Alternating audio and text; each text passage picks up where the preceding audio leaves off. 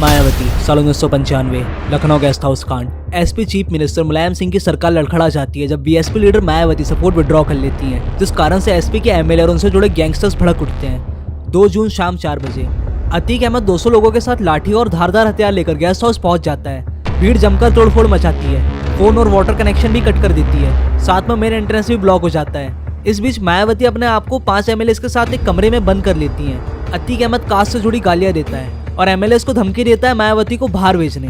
मायावती अब पूरे तरीके से फंस चुकी थी, ना कोई फोन कनेक्शन था दिल्ली फोन घुमाने, ना बाहर से कोई मदद ली जा सकती थी। पर तभी एंट्री होती है उस इंसान की जो मायावती को बचाने अकेले ही पहुंच जाता है। और मायावती खुद कहती है बाद में, अगर उस दिन ये इंसान ना आया होता तो वह जिंदा नहीं बचती। शाम 6 बजे बीजेपी एमएलए ब्रह्मदत्त द्विवेदी को पता चलता है और वो अकेले ही लखनऊ गेस्ट हाउस पहुंच जाते हैं। अतीक अहमद या कोई भी एसपी गुंज ब्रह्मदत्त पर डायरेक्ट असॉल्ट नहीं करता, क्योंकि वो सीनियर और रिस्पेक्टेड लीडर थे। एसपी गुंज को कन्फ्रंट करते हुए रेयर सर्विस कॉरिडोर के थ्रू कुछ पुलिस वालों की मदद से वो रूम तक पहुंच जाते हैं। शाम 7 बजे मायावती जिस कमरे में लॉक थी उस रूम के बाहर ब्रह्मदत्त अपना नाम बताते हैं। मायावती उन्हें वॉइस से आइडेंटिफाई कर लेती हैं और सिर्फ उनके अंदर आने के लिए दरवाजा खोलती हैं।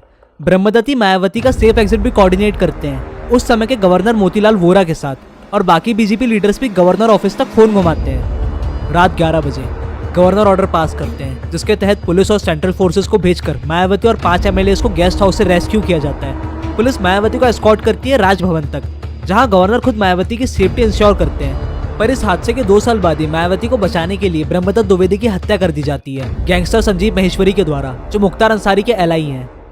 3 जून 1995 अगले ही दिन से यूपी की राजनीति करवट लेती है। मायावती सीएम बनकर एक दलित नेता के रूप में उभर के आती हैं।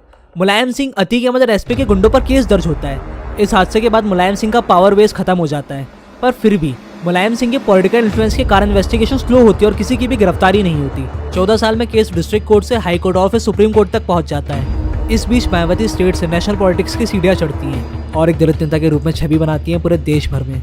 अतीक अहमद भी पॉलिटिक्स में एंटर कर जाता है, पहले इंडिपेंडेंट, फिर जनता दल और फिर समाजवादी पार्टी से एमएलए बनकर।